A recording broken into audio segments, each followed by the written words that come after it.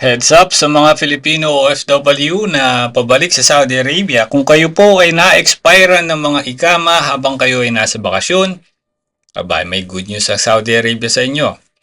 Ayon sa Saudi Gazette, kapopost lang po ngayong araw na to, January 8, ang ikama ng mga dependents ng mga expatriate at ang mga kasambahay ay maaari na pong ma-extend kahit wala sa Saudi Arabia.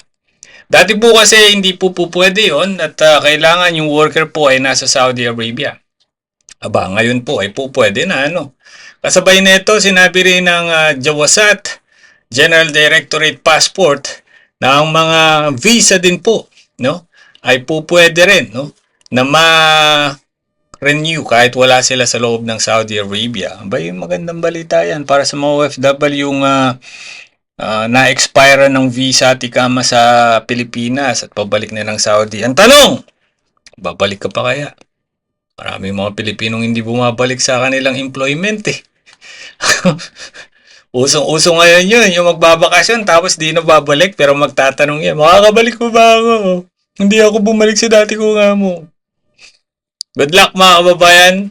Happy New Year.